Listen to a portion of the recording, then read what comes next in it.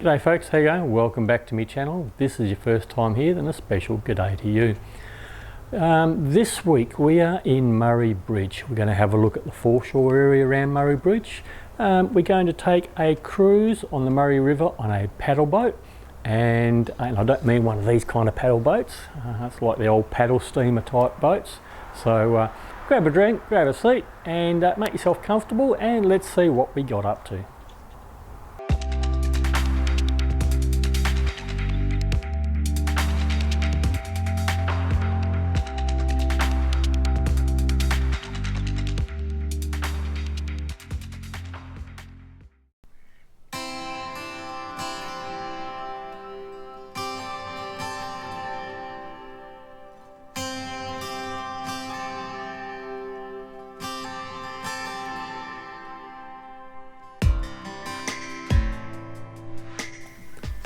The Murray River is Australia's longest river, stretching over 2,500 kilometres from its source in the Australian Alps in southeastern New South Wales, through Victoria and into South Australia, where it eventually flows into the Southern Ocean.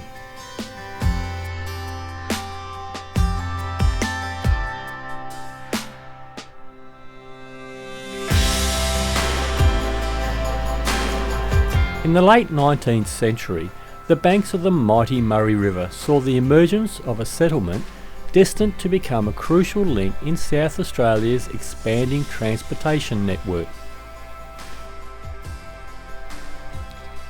This walking path we've been on obviously was the old railway line that used to service the port area here at Murray Bridge, and at the end here we have some of the old carriages, a little bit newer than back in the 1800s I think, but and a steam locomotive down here as well.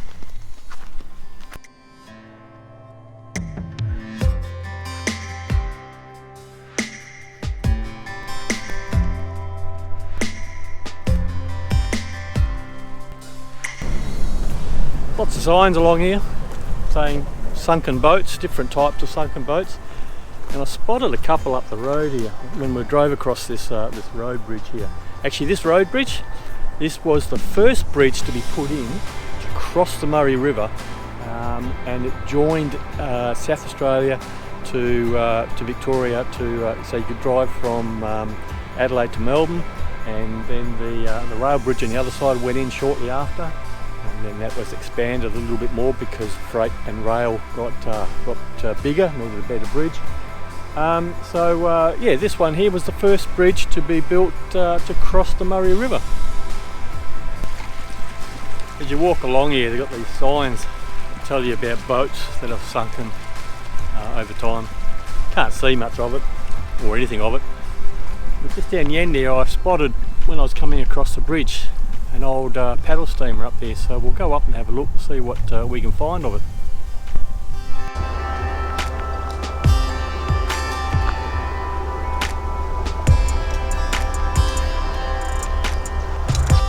Such a shame old boats like that are left to rot.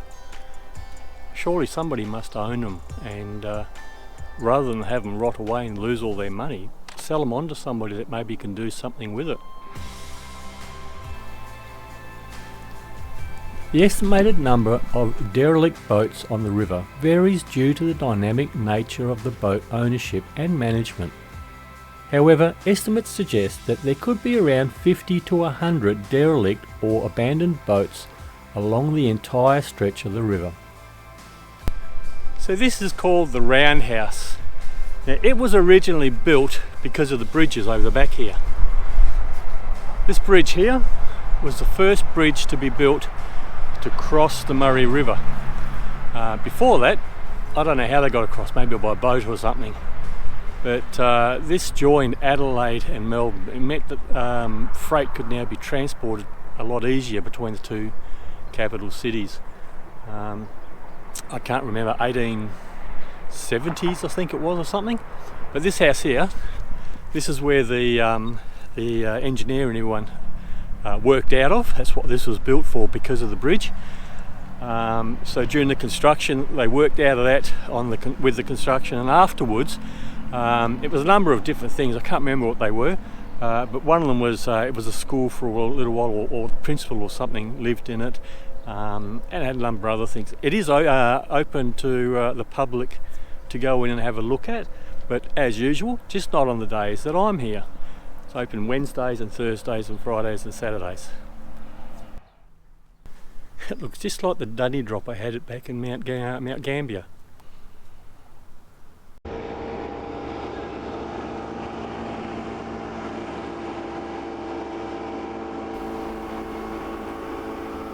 Throughout the river system you'll find people enjoying the water, and remarkably I saw very little rubbish in any of the spots I visited.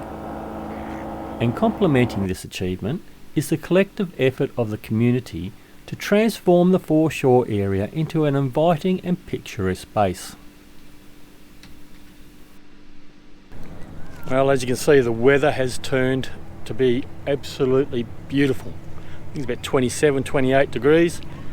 I've been able to get out of my long pants and my shoes into my shorts and thongs. Now I'm feeling comfortable.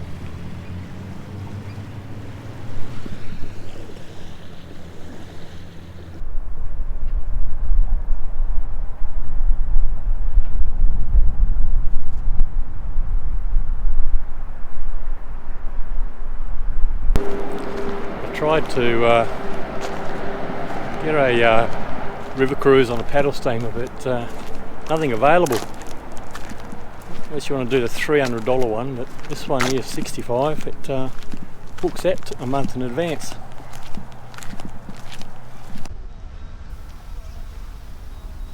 In fact, I was able to find another river cruise I could do. We just needed to go a little bit further up the river to another town.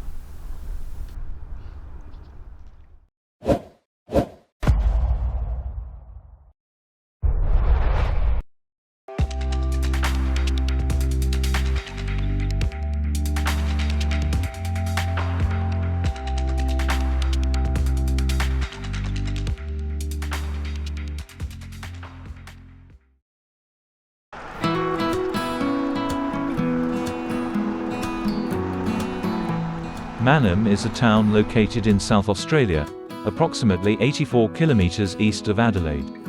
Situated on the west bank of the Murray River, Mannum is known for its rich history as a significant port and shipbuilding centre during the 19th and early 20th centuries. Today, it's a popular tourist destination, offering river cruises, houseboat rentals, and various water activities. The town also boasts historical attractions, including the Mannum Dock Museum and the PS Mayflower, a restored paddle steamer.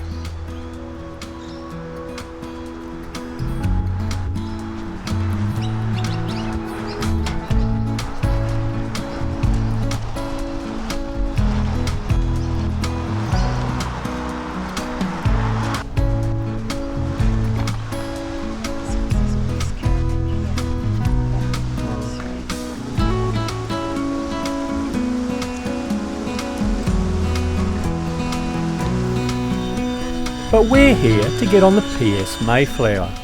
PS means paddle steamer, although this one runs on a diesel engine. More about that later. The PS Mayflower is one of the oldest paddle steamers in Australia. Built in 1884, it's a significant piece of river transport history, originally used for transporting goods and passengers along the Murray River. The Mayflower was constructed just down the road in Malang, South Australia, and has undergone several restorations to preserve its historical value. Today it's maintained by the Mannum Dock Museum, where it remains as a popular attraction for visitors interested in maritime history of the region, or like me, they just want to do a river cruise on a paddle boat. The PS Mayflower offers a glimpse into the past, showcasing the engineering and the design of 19th century riverboats.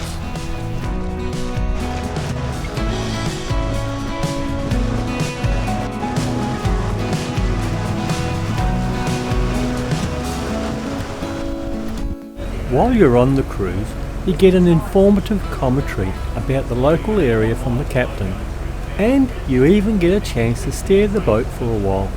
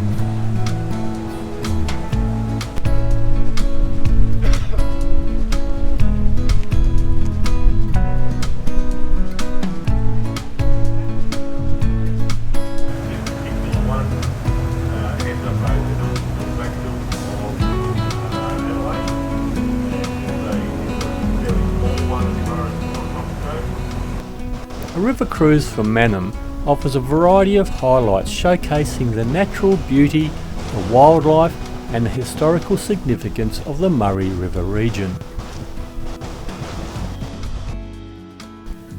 It must have been an extraordinary sight and sound to witness a fleet of paddle steamers navigating the Murray River. The rhythmic splash of the paddles hitting the water, combined with the hiss and the chug of steam engines and the occasional blast of a steam whistle, would have created a unique and vibrant atmosphere. Back in the day, the Murray River was a bustling highway of commerce and transport. Paddle steamers were the lifeline of many inland communities, transporting goods like wool, grain and timber, as well as passengers. The river would have been alive with activity, from the loading and unloading of cargo to the lively interactions among crew members and locals. Take the time to head upstairs to the upper deck, but don't forget to take your lanyard with you, as there's a limit to the amount of people allowed up there at any one time.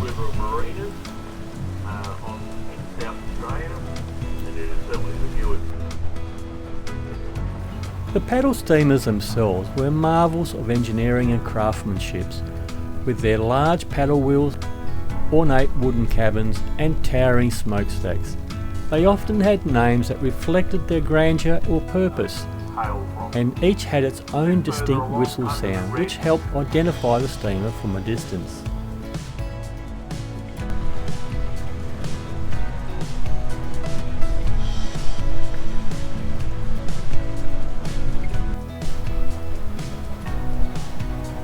It's a sign of the times that unfortunately most paddle boats on the river these days are diesel powered. This boat had its steam engine removed in the 1960s and now runs an old Fordson major diesel engine, which were known to be very reliable at the time.